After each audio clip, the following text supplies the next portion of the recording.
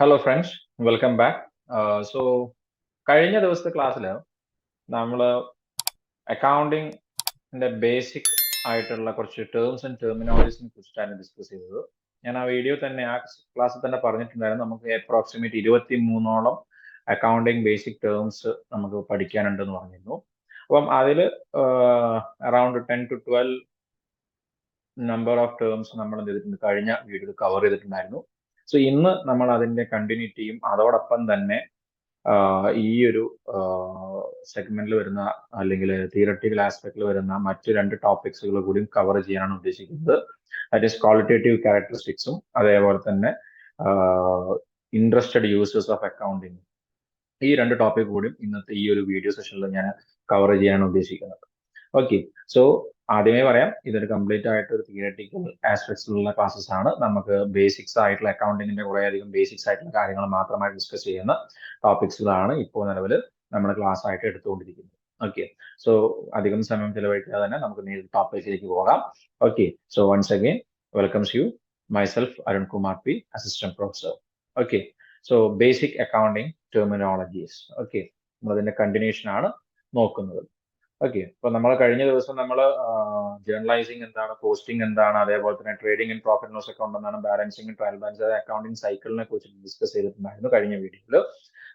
After that we have discussed about entity, transactions, entry എന്താണ് discuss ചെയ്തു, liabilities എന്തൊക്കെയാണ് discuss ചെയ്തിരുന്നു, ലയബിലിറ്റീസ് തന്നെ കറന്റ് ലയബിലിറ്റീസ് എന്താണ് ഡിസ്കസ് ചെയ്തിരുന്നു, ലോങ് ടേം ലയബിലിറ്റീസ് എന്താണ് ഡിസ്കസ് ചെയ്തിരുന്നു, ദെൻ ഇവന്റ് എന്താണ് ഡിസ്കസ് ചെയ്തു, വൗച്ചർ ഡ്രോയിങ്സ് എന്താണെന്നുള്ളത്, അസറ്റ്സിൽ തന്നെ അസറ്റ്സ് എന്താണെന്നും കറന്റ് അസറ്റ്സ് എന്താണെന്നും അതേപോലെ തന്നെ ഫിക്സഡ് അസറ്റ്സുകൾ എന്തൊക്കെയാണ് എന്ന് ഡിസ്കസ് ചെയ്തിരുന്നു. സെയിൽസ് എന്താണ്, ട്രേഡ് ഡെപ്റ്റേഴ്സ് എന്താണെന്നുള്ളത് ഇമ്പോർട്ടൻ്റ് ആയിട്ടുള്ള കൺസെപ്റ്റ് ആയിരുന്നു. ഡെപ്റ്റേഴ്സ് ആൻഡ് ക്രെഡിറ്റേഴ്സ്, അതിൽ ഡെപ്റ്റേഴ്സിനെ കുറിച്ചിട്ടും ക്രെഡിറ്റേഴ്സിനെ കുറിച്ചിട്ടും ഞാൻ ആ ക്ലാസ്സിൽ തന്നെ ഡിസ്കസ് ചെയ്തിട്ടുണ്ടായിരുന്നു.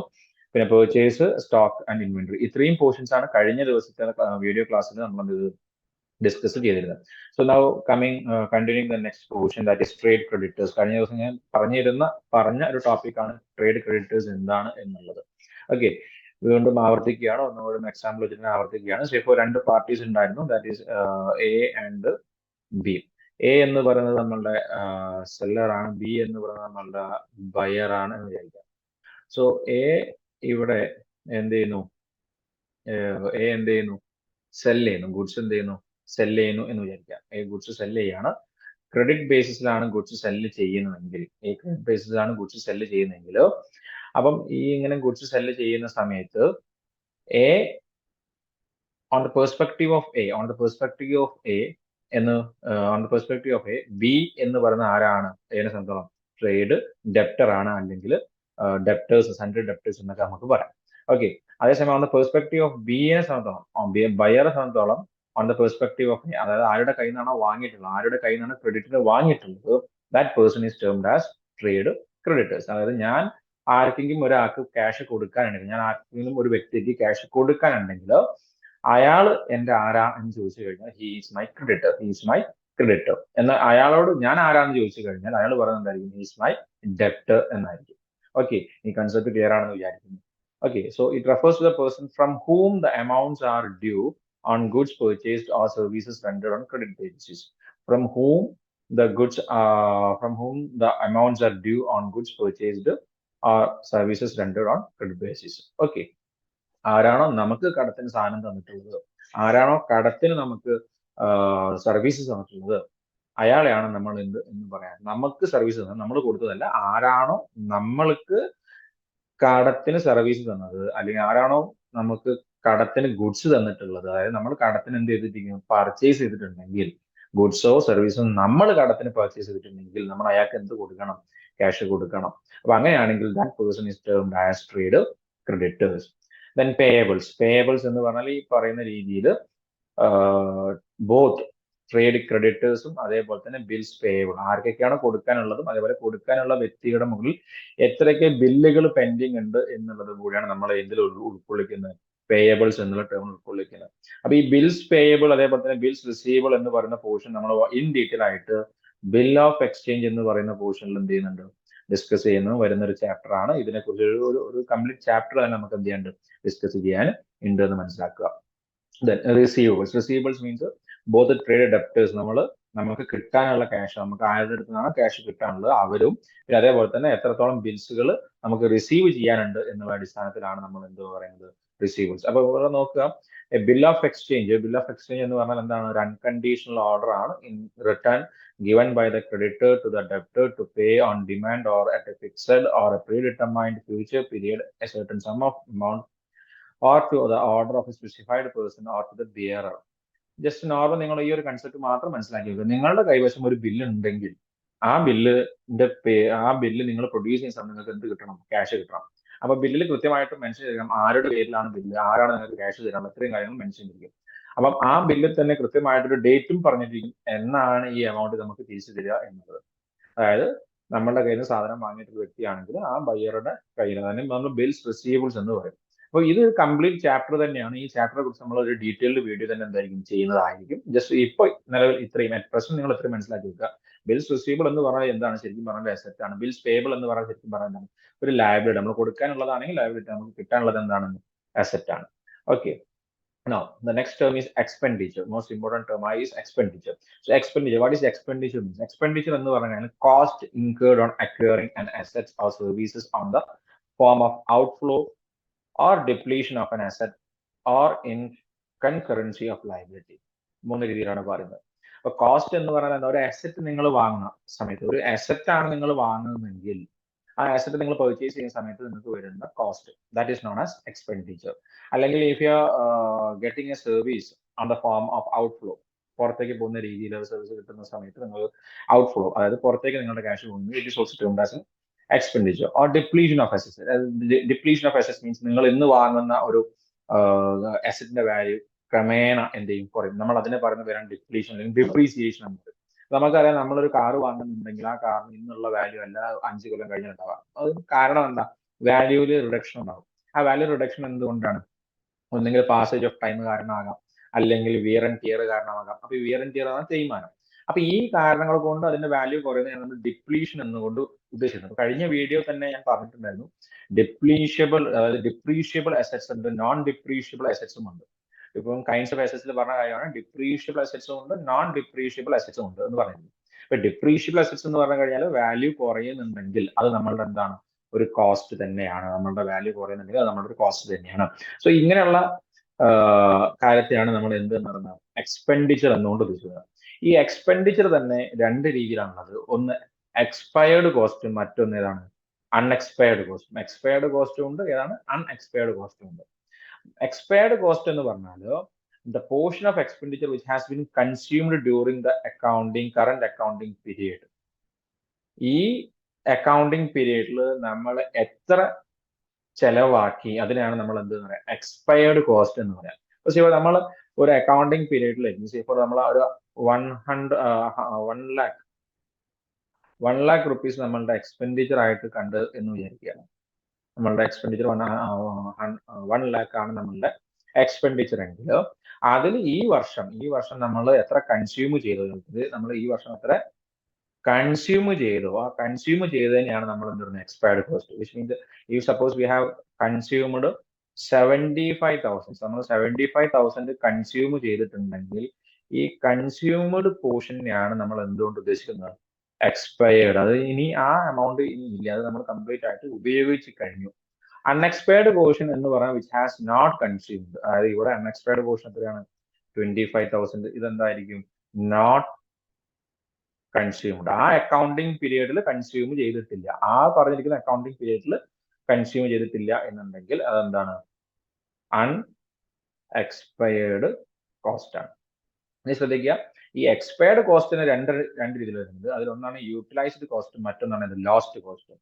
യൂട്ടിലൈസ്ഡ് കോസ്റ്റ് എന്ന് പറയുന്നത് that portion of expired cost which benefits the enterprise in producing revenue. അപ്പൊ നമ്മൾ ചെലവാക്കിയതിൽ നമ്മൾക്ക് ബെനിഫിറ്റ് എത്ര കിട്ടി? അതായത് നമ്മൾ 75,000 ചെലവാക്കി, എന്നാൽ ആ 75,000 ചെലവാക്കിയാൽ ഒരു പക്ഷേ 75,000 ചെലവാക്കിയ ആ ഗുഡ്സിന് നമുക്ക് തിരിച്ച് റിട്ടേൺ കിട്ടണം എന്നൊരു നിർബന്ധവുമില്ല. അപ്പം അത് യൂട്ടിലൈസ് ചെയ്തത്, അതായത് എത്രത്തോളം കോസ്റ്റ് അല്ലെങ്കിൽ എത്രത്തോളം എക്സ്പെൻസ് കോസ്റ്റ് നമ്മൾ എന്ത് ചെയ്തു, നമുക്ക് ഉപയോഗിച്ചിട്ട് നമ്മൾ യൂസ് ചെയ്ത് കൺസ്യൂം ചെയ്തിട്ട് നമുക്ക് തിരിച്ച് എന്ത് കിട്ടുന്നുണ്ട്? ബെനിഫിറ്റ്സ് കിട്ടുന്നുണ്ട്. എത്ര ഉപയോഗിച്ച് നമുക്ക് ബെനിഫിറ്റ്സ് കിട്ടുന്നുണ്ട്, അതിനാണ് നമ്മൾ എന്ത് പറയാം? യൂട്ടിലൈസ്ഡ് കോസ്റ്റ് എന്ന് പറയാം. ലോസ്റ്റ് കോസ്റ്റ് എന്ന് പറഞ്ഞാൽ portion of expired cost which does not contribute to revenue. നമ്മളുടെ ഇൻകത്തിലേക്ക് യാതൊരു രീതിയിലുള്ള കോൺട്രിബ്യൂഷൻ നടത്താത്ത എക്സ്പെൻഡിച്ചറിനാണ് നമ്മൾ എന്താണ് ലോസ്റ്റ് കോസ്റ്റ് എന്ന് പറയുന്നത്. അപ്പൊ ഇതിലിപ്പോ സേ ഫോർ 75,000 എക്സാമ്പിൾ എടുക്കുകയാണെങ്കിൽ ഞാൻ പറയുന്നു 70,000 നമുക്ക് എന്ത് കിട്ടി, ബെനിഫിറ്റ് കിട്ടി. അതായത് നമ്മളുടെ ഇൻകം ജനറേറ്റ് ചെയ്യാൻ വേണ്ടിയിട്ട് എന്ത് ചെയ്തു, റവന്യൂ ജനറേറ്റ് ചെയ്യാൻ വേണ്ടിയിട്ട് നമ്മൾ ചിലവാക്കിയിട്ടുള്ളത് നമ്മളെ ഹെൽപ്പ് ചെയ്തു എന്ന് വിചാരിക്കുക. അങ്ങനെയാണെങ്കിൽ that is termed as utilised cost. അതേസമയം ബാക്കി വരുന്ന 5,000 കൊണ്ട് നമുക്ക് എന്ത് വന്നിട്ടില്ല, അതായത് നമ്മളുടെ റവന്യൂലേക്ക് യാതൊരു രീതിയിൽ കോൺട്രിബ്യൂഷൻസ് ഒന്നും സംഭവിച്ചിട്ടില്ലെങ്കിൽ that is called as lost cost.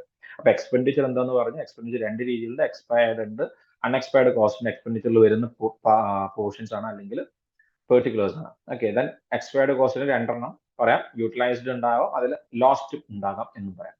Okay, now that another one is expense. എക്സ്പെൻസും എക്സ്പെൻഡിച്ചർ രണ്ടാണ്. അത് ഞാൻ പറഞ്ഞു നേരത്തെ, കോസ്റ്റ് ഇൻകേർഡ് ടു ഒക്കെ ഒരു അസറ്റ് ആകാം, ഡിപ്ലീഷൻ ഓഫ് അസറ്റ് ആകാം, അല്ലെങ്കിൽ സർവീസസ് ആകാം. അതേസമയം എക്സ്പെൻസസ് എന്ന് പറഞ്ഞു കഴിഞ്ഞാൽ decrease in economic benefit during A accounting period or N accounting year. Decrease in economic benefit, നമ്മൾ ജനറേറ്റ് ചെയ്യുന്ന എക്കണോമിക് ബെനിഫിറ്റിൽ കുറവ് വരികയാണെങ്കിൽ, നമ്മുടെ ഇൻകത്തിൽ കുറവ് വരുന്നുണ്ടെങ്കിൽ അതിനർത്ഥം എന്താണ്, എക്സ്പെൻസ് ആണ്.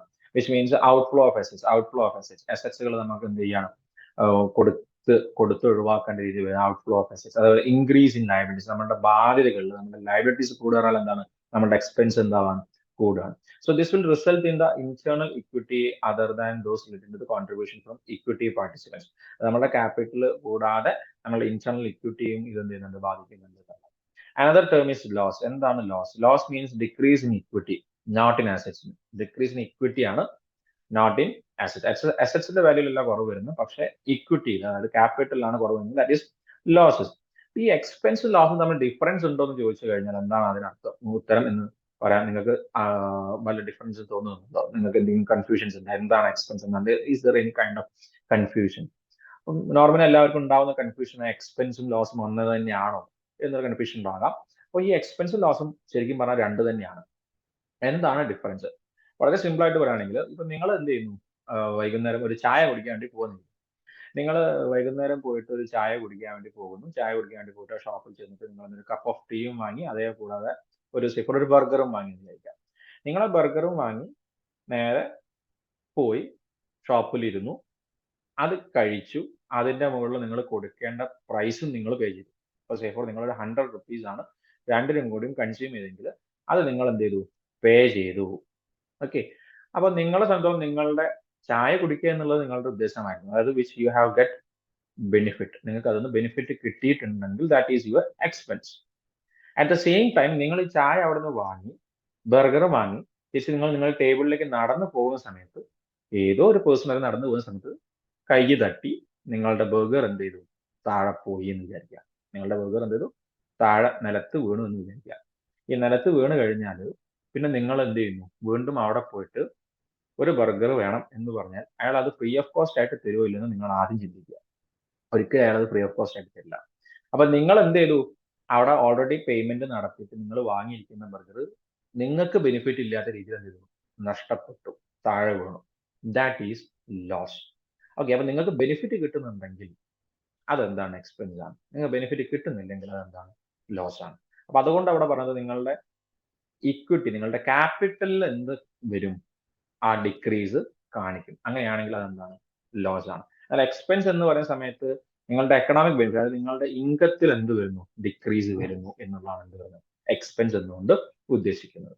Okay, now what is revenue? Revenue means the amount charged for the goods sold or services rendered, permitting others to use enterprise resources or yielding interest, royalty and dividend. Which means revenue means normally income. നിങ്ങൾ sale ചെയ്യുന്ന സമയത്ത്, നിങ്ങൾ goods sale ചെയ്യുന്ന സമയത്ത് അതിന്റെ മുകളിൽ നിങ്ങൾ charge ചെയ്തിരിക്കുന്ന പ്രൈസ് എത്രയാണോ അത് നിങ്ങളുടെ എന്താണ്, റവന്യൂ ആണ്. നിങ്ങൾ ഒരു സർവീസ് കൊടുക്കുന്ന സമയത്ത് നിങ്ങൾ അവിടെ ടാഗ് ചെയ്തിരിക്കുന്ന പ്രൈസ് എന്താണോ അത് നിങ്ങളുടെ റവന്യൂ ആണ്.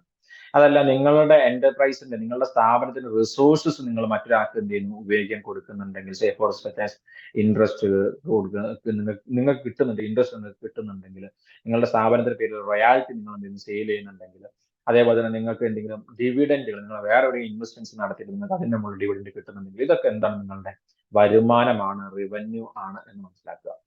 Then capital. What is capital? Capital എന്ന് പറഞ്ഞാൽ അസറ്റ്സ്, ലയബിലിറ്റി. നിങ്ങളുടെ ബേസിക് അക്കൗണ്ടിങ് ഇക്വേഷന്റെ ഭാഗമാണ്. Capital means it is the excess of assets over liability. That is capital is equal to asset minus liability. നിങ്ങളുടെ കൈവശമുള്ള അസറ്റ്, നിങ്ങളുടെ കൈവശം നിങ്ങൾക്കുള്ള ബാധ്യത, ഇത് രണ്ടിലും അല്ലെങ്കിൽ ഇത് രണ്ടും തമ്മിലുള്ള വ്യത്യാസത്തെയാണ് നിങ്ങൾ എന്ത് പറയുന്നത്? ക്യാപിറ്റൽ. നോർമലി പറയുകയാണെങ്കിൽ എന്താണ്? മൂലധനം. Okay. So the amount invested by the proprietor. Amount invested by the proprietor. Okay.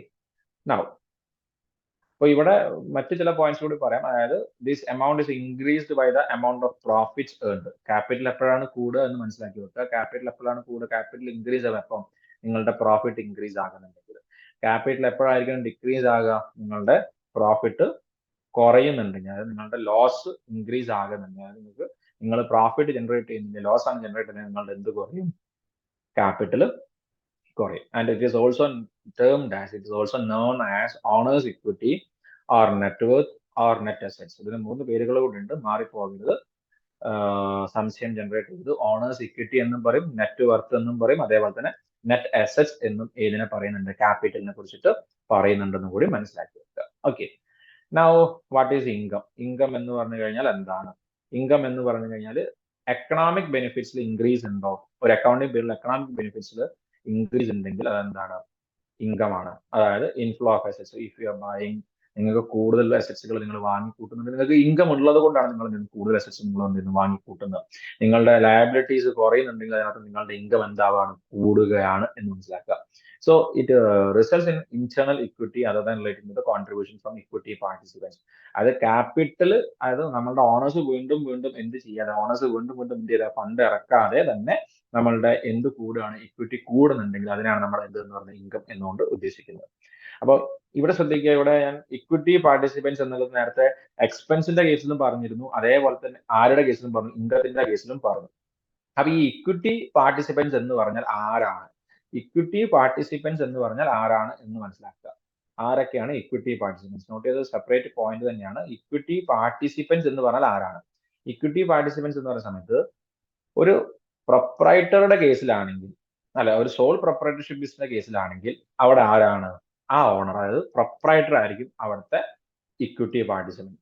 എന്നാൽ ഒരു പാർട്ട്ണർഷിപ്പ് ഫേമിന്റെ ബേസിസിലാണ് നമ്മൾ നോക്കുന്നത്. നമ്മളുടെ അക്കൗണ്ട്സ് നോക്കുന്നത് ഒരു പാർട്ട്ണർഷിപ്പിന്റെ രീതിയിലാണ്. ഒരു പാർട്ട്ണർഷിപ്പ് കമ്പനിയുടെ അല്ലെങ്കിൽ പാർട്ട്ണർഷിപ്പ് ഫേമിന്റെ ബേസിസിലാണെങ്കിൽ അവിടെ പാർട്ട്ണർ ആയിരിക്കും അവിടുത്തെ ആര്? Equity participant. ഒരു കമ്പനിയാണ് നമ്മൾ ചൂസ് ചെയ്യുന്നതെങ്കിൽ അവിടുത്തെ ഇക്വിറ്റി പാർട്ടിസിപ്പൻറ്റ് എന്ന് പറഞ്ഞാൽ ആരാണ്? അവിടുത്തെ ഷെയർ ഹോൾഡർ ആയിരിക്കും. അപ്പൊ പ്രോപ്പർ ആക്കി മനസ്സിലാക്കി വെക്കുക, ഇക്വിറ്റി പാർട്ടിസിപ്പൻസ് ഓരോ ബിസിനസ് ഓർഗനൈസേഷനിലും വ്യത്യസ്തമാണ്. ഒരു സോൾ ട്രേഡർ ആണെങ്കിൽ അവിടുത്തെ ഇക്വിറ്റി പാർട്ടിസിപ്പന്റ് എന്ന് പറഞ്ഞാൽ ആര് തന്നെയാണ്? ആ സ്ഥാപനത്തിന് ഉടമ, അതായത് അവിടുത്തെ പ്രൊപ്രൈറ്റർ ആണ്. നമ്മുടെ പ്രൊപ്രൈറ്റർ കോട്ടയം കുഞ്ഞച്ചൻ എന്ന് പറയുന്ന പോലെ തന്നെ. ഓക്കെ. പിന്നെ ഒരു പാർട്ട്ണർഷിപ്പ് ഫേം ആണെങ്കിൽ അവിടുത്തെ ഇക്വിറ്റി പാർട്ടിസിപ്പന്റ് എന്ന് പറഞ്ഞാൽ ആരാണ്? പാർട്ട്നേഴ്സ് തന്നെയാണ്. എത്ര പാർട്ട്നേഴ്സ് ഉണ്ടോ അത്രയും പാർട്ട്നേഴ്സ്. ഒരു കമ്പനി ആണെങ്കിൽ അവിടുത്തെ ഇക്വിറ്റി പാർട്ടിസിപ്പൻസ് എന്ന് പറഞ്ഞാൽ അവിടുത്തെ ഷെയർ ഹോൾഡേഴ്സ് ആണ്. ആ കമ്പനിയിൽ എത്ര ഷെയർ ഹോൾഡേഴ്സ് ഉണ്ടോ അത്രയും ഷെയർ ഹോൾഡേഴ്സ് ആണ് അവിടുത്തെ പാർട്ടിസിപ്പൻസ്. Net profit. എന്താണ് നെറ്റ് പ്രോഫിറ്റ്? നെറ്റ് പ്രോഫിറ്റ് എന്ന് പറഞ്ഞാൽ എന്തായിരിക്കും? നിങ്ങളുടെ revenue minus expense. Total revenue minus total expense is your net profit. What will be net loss?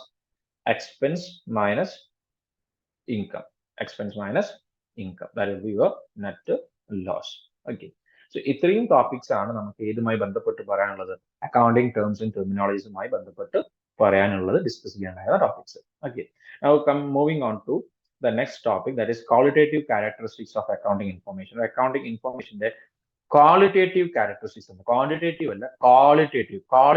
Quality wise എന്തൊക്കെ ക്യാരക്ടേഴ്സ് ആണ് ഒരു അക്കൗണ്ടിങ് ഇൻഫർമേഷന് വേണ്ടത്? ഒരു അക്കൗണ്ടിങ് ഇൻഫർമേഷൻ നിങ്ങൾക്ക് പ്രൊവൈഡ് ചെയ്യുന്ന സമയത്ത് അതിൽ എന്തൊക്കെ ക്വാളിറ്റി ഉണ്ടായിരിക്കും? നിങ്ങൾക്ക് ഒരു അക്കൗണ്ടിങ് ഇൻഫർമേഷൻ ഞാൻ തരികയാണ്. ഒരു അക്കൗണ്ടിങ് ഇൻഫർമേഷൻ, ഇപ്പോൾ ഒരു ഫൈനാൻഷ്യൽ സ്റ്റേറ്റ്മെന്റ് ഞാൻ തരികയാണ്. ഒരു ഫൈനാൻഷ്യൽ സ്റ്റേറ്റ്മെന്റ് ഞാൻ നിങ്ങളുടെ മുമ്പിൽ കാണിക്കുന്ന സമയത്ത് ആ ഫൈനാൻഷ്യൽ സ്റ്റേറ്റ്മെന്റിന് വേണ്ട ചില ബേസിക് ക്വാളിറ്റീസ് ഉണ്ട്. ക്വാളിറ്റീസ്. ആ ക്വാളിറ്റീസ് എന്തൊക്കെയായിരിക്കണം? എന്തൊക്കെയാണ് ക്വാളിറ്റീസ്? ഒന്ന്, റിലയബിലിറ്റി. രണ്ട്, റെലവൻസ്, അണ്ടർസ്റ്റാൻഡബിലിറ്റി ആൻഡ് കമ്പാരബിലിറ്റി. ഈ 4 ക്വാളിറ്റീസ് നിർബന്ധമായിട്ടും ഒരു അക്കൗണ്ടിങ് ഇൻഫർമേഷൻ ഉണ്ടായിരിക്കണം. It must be reliable, it must be relevant, it must be understandable and it should B comparable. Okay. ആ ടേം തന്നെ ഒരുവിധം ക്ലാരിറ്റി നിങ്ങൾക്ക് കിട്ടിയിട്ടുണ്ടാവും. എന്നാലും ഒന്ന് ഡീറ്റെയിൽ ആയിട്ട് എക്സ്പ്ലെയിൻ ചെയ്യാം. എന്താണ് റിലയബിലിറ്റി? നിങ്ങൾക്ക് ആ അക്കൗണ്ടിങ് ഇൻഫോർമേഷനിൽ നിങ്ങൾക്ക് എന്ത് ചെയ്യാൻ പറ്റണം, വിശ്വസിക്കാൻ പറ്റണം. That is reliable. ഓക്കെ, നിങ്ങൾ അതിന്റെ മുകളിൽ പൂർണ്ണമായിട്ടും വിശ്വസിക്കാൻ അല്ലെങ്കിൽ വിശ്വാസയോഗ്യമായിട്ടുള്ള ഒരു ഇൻഫർമേഷൻ ആണ് നിങ്ങൾക്ക് തോന്നണം. That is reliable. Means the users must be able to depend on the information. നിങ്ങൾക്ക് ആ ഇൻഫർമേഷൻ മുകളിൽ ഡിപ്പെൻഡ് ചെയ്യാൻ, അതായത് വിശ്വസിക്കാൻ പറ്റാവുന്ന രീതിയിലുള്ള ഇൻഫർമേഷൻ ആയിരിക്കണം. It should be free from the error, it should be free from error and bias, and it should be faithfully represents what it is meant to represent. What it is meant to represent, it should represent what it is meant to represent. എന്താണോ ആ ഒരു സ്റ്റേറ്റ്മെന്റിലൂടെ പറയാൻ ഉദ്ദേശിക്കേണ്ടത് അത് തന്നെയായിരിക്കണം അവിടെ പറഞ്ഞിരിക്കേണ്ടതും. അത് കൃത്യമായിട്ട് error free ആയിരിക്കണം എന്നുള്ള കാര്യം ഉറപ്പാക്കുക. അങ്ങനെ ഉറപ്പാണെങ്കിൽ മാത്രമേ നിങ്ങളാണെങ്കിലും ഏതൊരു ഇൻഫർമേഷനും നിങ്ങൾ എന്ത് ചെയ്യാൻ പറ്റുള്ളൂ, നിങ്ങൾ വിശ്വസിക്കുകയുള്ളൂ, അല്ലെ? ഇപ്പൊ നിങ്ങൾക്ക് ഒരു ഇൻഫർമേഷൻ കിട്ടുന്നുണ്ടെങ്കിൽ ആ ഇൻഫർമേഷന്റെ സോഴ്സ് നിങ്ങൾ നോക്കും. ആ ഇൻഫർമേഷൻ അയാളുടെ അടുത്ത് തന്നെയാണ് നിങ്ങൾക്ക് കിട്ടിയിട്ടുള്ളത് നോക്കും, നിങ്ങൾ വെരിഫൈ ചെയ്യും, അല്ലെ? എന്നാൽ മാത്രമേ നിങ്ങൾ ആ ഇൻഫർമേഷന്റെ മുകളിൽ നിങ്ങൾ വിശ്വസിക്കുകയുള്ളൂ. അപ്പം അത് ആരുടെ അടുത്താണ് കിട്ടേണ്ടത്, അയാളുടെ അടുത്ത് തന്നെ കിട്ടിയിട്ടുണ്ടായിരിക്കണം. അത് ഏത് അർത്ഥത്തിലാണോ കിട്ടേണ്ടത് അത് അതേ രീതിയിൽ തന്നെയാണ് നിങ്ങൾക്ക് കിട്ടേണ്ടത്. അപ്പം അതിൽ എറേഴ്സ് ഉണ്ടാകാൻ പാടില്ല. ഇങ്ങനെ ഒരു വിശ്വാസയോഗ്യമായിട്ടുള്ള സോഴ്സിൽ നിന്നാണ് കിട്ടിയതെങ്കിൽ മാത്രം നിങ്ങൾ അത് വിശ്വസിക്കും. അപ്പൊ നമ്മുടെ ഫൈനാൻഷ്യൽ സ്റ്റേറ്റ്മെന്റ്സുകളും അല്ലെങ്കിൽ നമ്മുടെ അക്കൗണ്ടിങ് ഇൻഫോർമേഷനും നിർബന്ധമായിട്ടും വിശ്വാസയോഗ്യമായിരിക്കണം. Okay, so to ensure the reliability, നമ്മൾ എങ്ങനെയാണ് ഇത് വിശ്വാസയോഗ്യമാണെന്ന് നോക്കുക എന്നുണ്ടെങ്കിൽ the information disclose must be credible, it should be verifiable by independent parties. ഓരോരുത്തരും അത് നമ്മൾ നോർമലി ചെയ്യുന്ന രീതിയിൽ വെരിഫൈ ചെയ്തിരിക്കണം.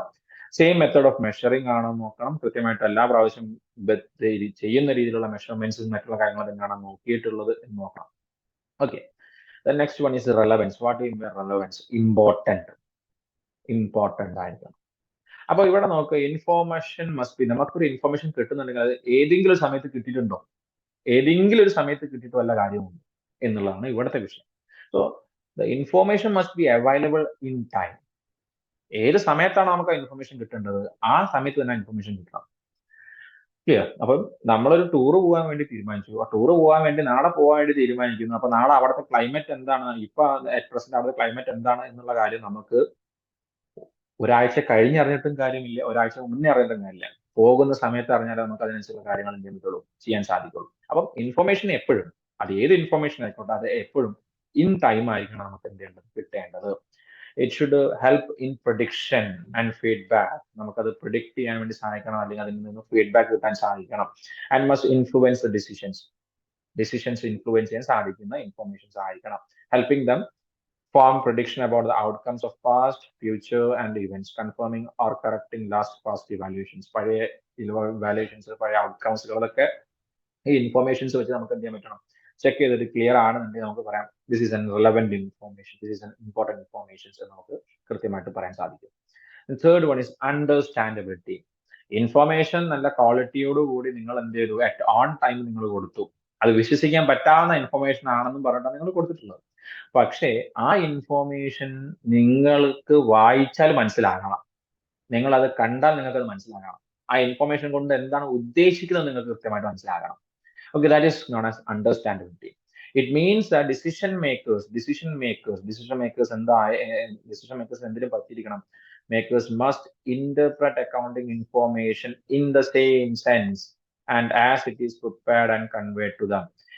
അക്കൗണ്ടിങ് ഇൻഫോർമേഷൻ എങ്ങനെയാണോ പ്രിപ്പയർ ചെയ്തിരിക്കുന്നത്, എന്ത് ആവശ്യത്തിന് വേണ്ടിയിട്ടാണോ പ്രിപ്പയർ ചെയ്തിരിക്കുന്നത്, ആ ആവശ്യത്തിന് അല്ലെങ്കിൽ ആ ആവശ്യം തന്നെയാണ് ഇത് വായിക്കുന്ന ആളും മനസ്സിലാക്കുന്നത് എന്ന് നിർബന്ധമാണ്. ഇപ്പൊ ഞാൻ ഒരു ഫൈനാൻഷ്യൽ സ്റ്റേറ്റ്മെന്റ്, അതായത് ബാലൻസ് ഷീറ്റ് ആണ് ഞാൻ നിങ്ങൾക്ക് പ്രിപ്പയർ ചെയ്ത് തരുന്നതെങ്കിൽ ആ സ്ഥാപനത്തിന്റെ ഫൈനാൻഷ്യൽ പൊസിഷൻ മനസ്സിലാക്കാൻ വേണ്ടിയിട്ടാണ് തന്നിരിക്കുന്നത്. അപ്പം ഈ ഒരു മോട്ടീവോട് കൂടിയിട്ടാണ് ഞാൻ നിങ്ങൾക്ക് ആ ഇൻഫർമേഷൻ തരുന്നത്. അപ്പൊ നിങ്ങളും അത് അതേ രീതിയിൽ തന്നെ എന്ത് ചെയ്യണം, അണ്ടർസ്റ്റാൻഡ് ചെയ്യണം. അത് അതേ രീതിയിൽ തന്നെ നിങ്ങൾ എന്ത് ചെയ്യണം, മനസ്സിലാക്കണം. അപ്പം ആ രീതിയിലായിരിക്കണം ഞാൻ അത് അക്കൗണ്ട്സ് എന്ത് ചെയ്യുന്നത്, പ്രിപ്പയർ ചെയ്യേണ്ടത്. So the qualities that distinguish between good and bad communication in a message are fundamental to understandability of the message. ഞാൻ എങ്ങനെയാണ് നിങ്ങളുമായിട്ട് കമ്മ്യൂണിക്കേറ്റ് ചെയ്യുന്നത്, ഒരു ബേസിക് കമ്മ്യൂണിക്കേഷൻ ഏത് രീതിയിലാണ് നടക്കേണ്ടത്, ആ കമ്മ്യൂണിക്കേഷൻ അതേ രീതിയിൽ തന്നെ കൃത്യമായിട്ട് നിങ്ങൾക്ക് പറഞ്ഞു തന്നിട്ടുണ്ട്. ഇത് ഇന്നതാണ് എന്ന് പറഞ്ഞു തന്നിട്ടാണ് നിങ്ങൾക്ക് തരുന്നതെങ്കിൽ നിങ്ങൾക്ക് അത് എന്തൊക്കെ പറ്റും, മനസ്സിലാക്കാൻ വേണ്ടി സാധിക്കും. അതല്ലാത്ത പക്ഷം ചിലപ്പോൾ നിങ്ങൾക്ക് എന്ത് ചെയ്യാൻ പറ്റില്ല, അത് ക്രാക്ക് ചെയ്യാൻ പറ്റണം എന്നില്ല. Okay, last one comparability. അപ്പം ഒരു ഇൻഫർമേഷൻ റെലവെന്റ് ആണ്, റിലയബിൾ ആണ്, അതേപോലെ തന്നെ അണ്ടർസ്റ്റാൻഡബിൾ ആണ് എന്ന് മാത്രം പറഞ്ഞിട്ട് കാര്യമില്ല. It should also be comparable. എന്തുകൊണ്ടാണ് കമ്പയർ ചെയ്യാൻ ഉദ്ദേശിക്കുന്നത് എന്ന് വെച്ചിട്ടുണ്ടെങ്കിൽ it is equally important that the users of general purpose financial reports are able to compare various aspects of entity different during time period and with other entities. അതായത് നമുക്ക് നമ്മളുടെ സ്ഥാപനത്തിൽ തന്നെ എന്ത് ചെയ്യാൻ പറ്റണം, കമ്പയർ ചെയ്യാൻ സാധിക്കണം. വിച്ച് മീൻസ് ദാറ്റ് നമ്മൾ കഴിഞ്ഞ വർഷം ഒരു പ്രോഫിറ്റ് ആൻഡ് ലോസ് അക്കൗണ്ട് നമ്മൾ തയ്യാറാക്കി ഇൻ 2022. 2022-23 നമ്മളൊരു P&L അക്കൗണ്ട് ക്രിയേറ്റ് ചെയ്തു.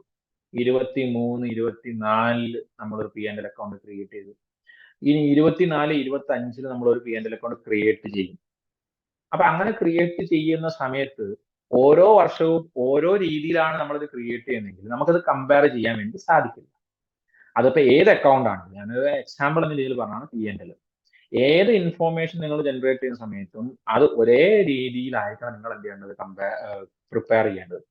ഒരു ചേഞ്ചിന് വേണ്ടി ഇപ്രാവശ്യം വേറെ രീതിയിലാകാം എന്ന് തീരുമാനിച്ചു കഴിഞ്ഞാൽ ഇത് നമുക്ക് എന്ത് ചെയ്യാൻ പറ്റില്ല, കമ്പയർ ചെയ്യാൻ വേണ്ടി സാധിക്കില്ല. പലതരത്തിലുള്ള എക്സാമ്പിൾസ് ഉണ്ട്. ഇപ്പൊ സേഫർ നമുക്ക് പറയാം, ഡിപ്രീസിയേഷൻ എന്ന് ഞാൻ പറഞ്ഞിട്ടുണ്ടായിരുന്നു കഴിഞ്ഞ ഈ ക്ലാസ്സിൽ തന്നെ. ഡിപ്രീസിയേഷൻ, ഈ ഡിപ്രീസിയേഷൻ നമുക്ക് രണ്ട് രീതിയിൽ കമ്പ്യൂട്ട് ചെയ്യാം. ഒന്ന് സ്ട്രെയിറ്റ് ലൈൻ മെത്തേഡും പിന്നെ ഒന്നുള്ളത് റിട്ടേൺ ഡൗൺ വാല്യൂ മെത്തേഡും ഉണ്ട്. അപ്പൊ ഇത് രണ്ടും ഇതിൽ ഏത് വേണം എന്ന് ആർക്ക് തീരുമാനിക്കാം? ഓർഗനൈസേഷൻ തീരുമാനിക്കാം. ചില രീതിയിലുള്ള അക്കൗണ്ടിങ് സ്റ്റാൻഡേർഡുകൾ, പ്രൊസീജിയേഴ്സ് ഒക്കെ നമ്മൾ ഡിസ്കസ് ചെയ്യും. അത് വെച്ചിട്ട് നിങ്ങൾക്ക് തീരുമാനിക്കാം ഏത് വേണം, ഓപ്റ്റ് ചെയ്യണം എന്നുള്ളത്. അപ്പൊ നിങ്ങൾ ഒരു വർഷം സ്ട്രെയിറ്റ് ലൈൻ യൂസ് ചെയ്യുന്നു, അടുത്ത വർഷം അത് ചേഞ്ച് ആയിക്കോട്ടെ റിട്ടേൺ ഡൗൺ യൂസ് ചെയ്യുന്നു, അടുത്ത വർഷം വീണ്ടും സ്ട്രെയിറ്റ് ലൈൻ യൂസ് ചെയ്യുന്നു, പിന്നെ അടുത്ത വർഷം റിട്ടേൺ ഡൗൺ യൂസ് ചെയ്യുന്നു. അപ്പൊ നിങ്ങൾക്ക് ഇത് എന്ത് ചെയ്യാൻ പറ്റില്ല, കമ്പയർ ചെയ്യാൻ സാധിക്കും. നിങ്ങളുടെ സ്വന്തം ഇൻസ്റ്റിറ്റ്യൂഷന്റെ ഉള്ളിൽ തന്നെ നിങ്ങൾക്ക് ഓരോ വർഷം തമ്മിൽ കമ്പയർ ചെയ്യാൻ സാധിക്കില്ല എന്നുള്ളതാണ്. അപ്പൊ അതൊരു ബുദ്ധിമുട്ടുള്ള കാര്യം. അപ്പൊ നമുക്കത് കമ്പയർ ചെയ്യാൻ സാധിക്കണം. വിത്തിൻ ദ ഓർഗനൈസേഷനും വേണം, അതേപോലെ തന്നെ മറ്റ് കമ്പനീസുമായിട്ട്, അതർ എൻറ്റിറ്റീസുമായിട്ട്, മറ്റ് ഓർഗനൈസേഷൻസുമായിട്ട് നമുക്ക് എന്ത് ചെയ്യാൻ പറ്റണം, നമ്മളുടെ അക്കൗണ്ടിങ് ഇൻഫർമേഷൻ കമ്പയർ ചെയ്യാൻ വേണ്ടി സാധിക്കണം എന്ന് കൂടി മനസ്സിലാക്കുക. അപ്പം ഏതൊക്കെയാണ് ക്വാളിറ്റേറ്റീവ് ക്യാരക്ടറിസ്റ്റിക്സ്? റെലവെന്റ് ആയിരിക്കണം, കമ്പയറബിൾ ആയിരിക്കണം, അണ്ടർസ്റ്റാൻഡബിൾ ആയിരിക്കണം, അതേപോലെ തന്നെ റിലയബിൾ ആയിരിക്കണം. ഏതൊക്കെയാണ്? Reliable, relevant, understandable and comparable. RRUC. Okay. So these are the qualitative characteristics. Now the final topic in this class, that is uses of information. വളരെ simple ആയിട്ട് topic ആണ്. ഈ അക്കൗണ്ടിങ് ഇൻഫർമേഷന്റെ യൂസേഴ്സ് ആരൊക്കെയാണെന്നുള്ളത് മെയിൻ ആയിട്ട് രണ്ട് users ആണുള്ളത്. ഒന്ന് external യൂസേഴ്സും ഉണ്ട്, internal യൂസേഴ്സും ഉണ്ട്. ഏതൊക്കെയാണുള്ളത്? എക്സ്റ്റേണൽ യൂസേഴ്സും ഉണ്ട്,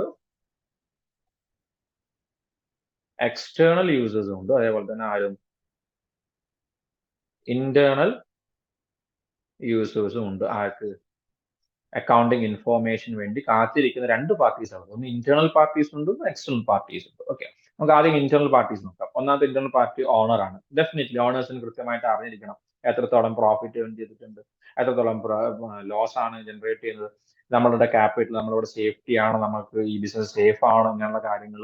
അപ്പൊ ഇതൊക്കെ മനസ്സിലാക്കണം. അപ്പൊ ഇതിനു വേണ്ടി സഹായിക്കുന്നത് ഫൈനാൻഷ്യൽ സ്റ്റേറ്റ്മെന്റ്സ് ആണ്. ഇതും ഒരു ഓണറെ സംബന്ധിച്ചിടത്തോളം ഓണർക്ക് ഈ കാര്യങ്ങൾ മനസ്സിലാക്കി കൊടുക്കുന്നത് എന്താണ്? ഫൈനാൻഷ്യൽ സ്റ്റേറ്റ്മെന്റ്സ് ആണ്. Say for information about profit or loss, financial position of the business, ഇതൊക്കെ കിട്ടണമെങ്കിൽ നമുക്ക് ഏത് നോക്കിയാൽ മതി? Financial statements. പ്രോഫിറ്റ് ലോസ് ആണ് നോക്കാൻ വേണ്ടി നമുക്ക് ഏത് യൂസ് ചെയ്യാം? Profit and loss account use ചെയ്യാം.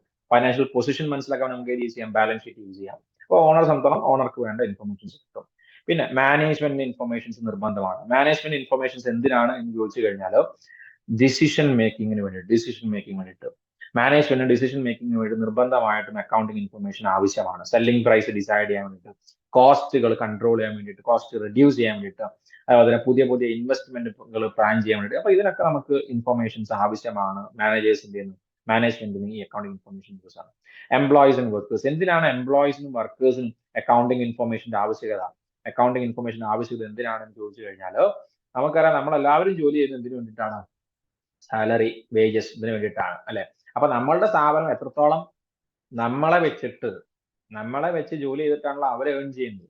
അവരും പ്രോഫിറ്റ് ഉണ്ടാക്കുന്നുണ്ട്. അപ്പൊ അവര് പ്രോഫിറ്റ് ഉണ്ടാക്കുന്നുണ്ട്, പക്ഷെ നമുക്ക് എന്തില്ല?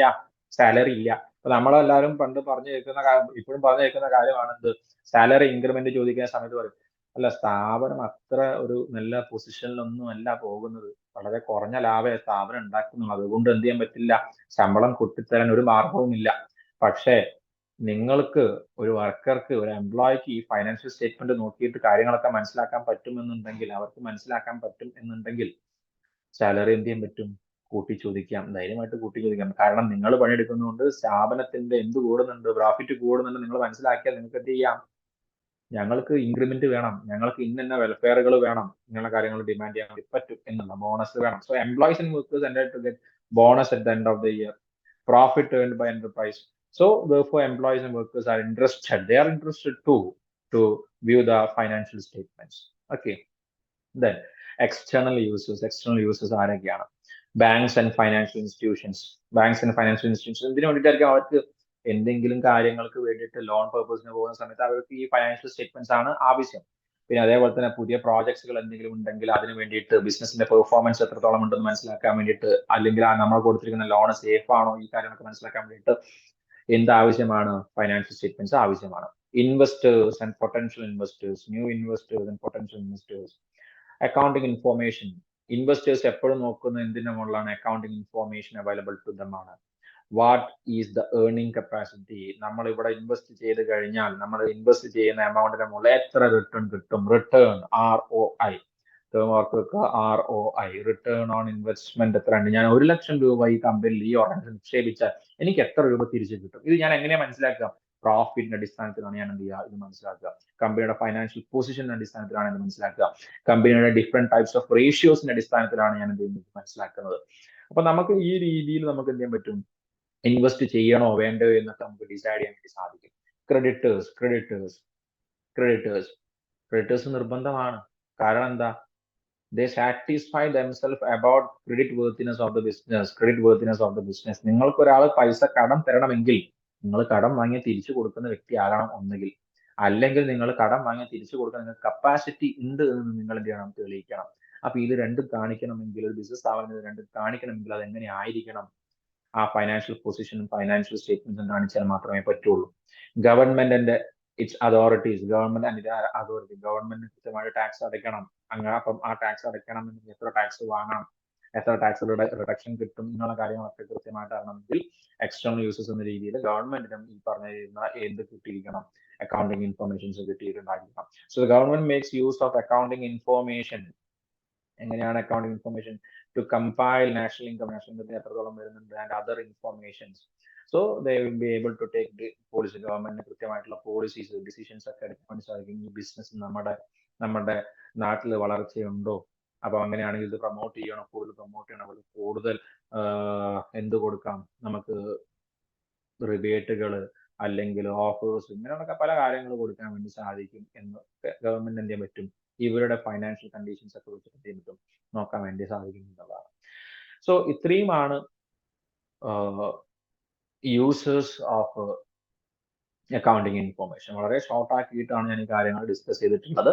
ഹോപ്പ് നിങ്ങൾക്ക് ഇത്രയും ദിവസം എടുത്തിട്ടുള്ള ക്ലാസ് വളരെ ക്ലിയർ ആയിട്ടുണ്ടെന്ന് വിചാരിക്കുന്നു. അപ്പം ഇനി കൈൻഡ് ഓഫ് ഡൗട്ട്സോ മറ്റുള്ള കാര്യങ്ങളുണ്ടെങ്കിൽ നിങ്ങൾക്ക് തീർച്ചയായിട്ടും കമന്റ് ആയിട്ട് രേഖപ്പെടുത്തുക. അതേപോലെ തന്നെ ക്ലാസ്സിന്റെ അഭിപ്രായവും നിങ്ങൾ എന്ത് ചെയ്യുക, ഇവിടെ കമന്റ് ആയിട്ട് രേഖപ്പെടുത്തുക. എന്തെങ്കിലും ഇമ്പ്രൂവ്മെന്റ്സോ മറ്റുള്ള കാര്യങ്ങളോ വേണമെങ്കിൽ അതും എന്ത് ചെയ്യുക, കമന്റ് ആയിട്ട് രേഖപ്പെടുത്തുക തന്നെ ചെയ്യാം. ഓക്കെ, സോ നമ്മൾ ഇതുവരെ ഇത് ശരിക്കും പറഞ്ഞ ഒരു ചാപ്റ്റർ എന്ന രീതിയിൽ നമുക്ക് വേണമെങ്കിൽ അനലൈസ് ചെയ്യുകയാണെങ്കിൽ, നമ്മൾ ഈ ഒരു ചാപ്റ്ററിൽ നമ്മൾ ഡിസ്കസ് ചെയ്തിരിക്കുന്ന പോയിന്റ്സ് തുടക്കത്തിൽ ഞാൻ പറഞ്ഞ കുറച്ച് കാര്യം ഉണ്ടായിരുന്നു. അത്രയും പോയിന്റ്സ് ഞാൻ എന്ത് ചെയ്തു, ഇവിടെ ഡിസ്കസ് ചെയ്തിട്ടുണ്ട്.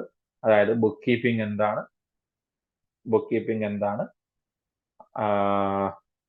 അക്കൗണ്ടിങ് എന്താണ് ഡിസ്കസ് ചെയ്തു, ബുക്ക് കീപ്പിംഗ് ആൻഡ് അക്കൗണ്ടിങ് എന്താണ് ഡിസ്കസ് ചെയ്തു, ബ്രാഞ്ചസ് ഓഫ് അക്കൗണ്ടിങ് എന്താണ് ഡിസ്കസ് ചെയ്തിരുന്നു, ഒബ്ജക്റ്റീവ്സ് ഓഫ് അക്കൗണ്ടിങ് എന്ന് ഡിസ്കസ് ചെയ്തു, advantages and disadvantages of accounting, features of accounting, interested use of accounting and accounting terms. ഒന്നുകൂടി പ്രോപ്പർ ആക്കിയിട്ട് പറയാം, ഇത് എങ്ങനെയാണ് നമ്മൾ ഓരോ വീഡിയോസും കവർ ചെയ്തതും കൂടി വ്യക്തമായിട്ട് പറഞ്ഞുതരാം. ബുക്ക് കീപ്പിംഗും ബ്രാഞ്ചസ് ആൻഡ് ഒബ്ജക്റ്റീവ്സ്, ഈ 3 ടോപ്പിക് നമ്മൾ ഒരു സിംഗിൾ വീഡിയോ ആയിട്ടാണ് നമ്മൾ കവർ ചെയ്തിട്ടുള്ളത്. ഒരു സിംഗിൾ വീഡിയോ ആയിട്ടാണ് നമ്മൾ ഇതിന്റെ ഫസ്റ്റ് വീഡിയോ ആയിട്ട് കവർ ചെയ്തു. അഡ്വാൻറ്റേജസ് എന്ന് പറയുന്ന ടോപ്പിക് നമ്മൾ സെക്കൻഡ് വീഡിയോ ആയിട്ട് നമ്മൾ കവർ ചെയ്തു. Then interested users of accounting നമ്മൾ 2 പാർട്ടായിട്ടാണ് കവർ ചെയ്തിട്ടുള്ളത്. അതിൽ ഒന്നാമത്തെ പാർട്ടിൽ ജസ്റ്റ് ഏത് മാത്രമേ ഉള്ളൂ, accounting information, not accounting, users of accounting. By mistake accounting terms ആണ് നമ്മൾ എന്ത് ചെയ്തിട്ടുള്ളത് രണ്ട് പാർട്ടായിട്ട് കവർ ചെയ്തിട്ടുള്ളത്. അതിൽ ഒന്നിൽ അക്കൗണ്ടിങ് ടേംസ് മാത്രം, രണ്ടാമത്തെ പാർട്ട് എന്ന് പറയുന്നത് സെക്കൻഡ് പാർട്ട് എന്ന് പറയുന്നത് ഇപ്പൊ നമ്മൾ ഈ വീഡിയോ ആണ് സെക്കൻഡ് പാർട്ട്. അപ്പൊ ഈ ഒരു വീഡിയോയിൽ നമ്മൾ കവർ ചെയ്തിരിക്കുന്ന ടോപ്പിക്സ് എന്ന് പറഞ്ഞു കഴിഞ്ഞാൽ features of accounting, interested use of accounting and accounting terms, ഇങ്ങനെയുള്ള ഒരു 4 വീഡിയോസ് ആയിട്ടാണ് നമ്മൾ ഈ ഒരു കണ്ടന്റുകൾ എന്തിരിക്കുന്നത് കവർ ചെയ്തിട്ട് 7 കണ്ടന്റുകൾ നമ്മൾ കവർ ചെയ്തിരിക്കുന്നത് 4 വീഡിയോ പാർട്സ് ആയിട്ടാണ് കവർ ചെയ്തിരിക്കുന്നത്. So okay, thanks for watching this video. Once again, myself, Assistant Professor Arun Kumar. So if there is any kind of doubts and all, please do comment and inform me. So thanks for watching the video.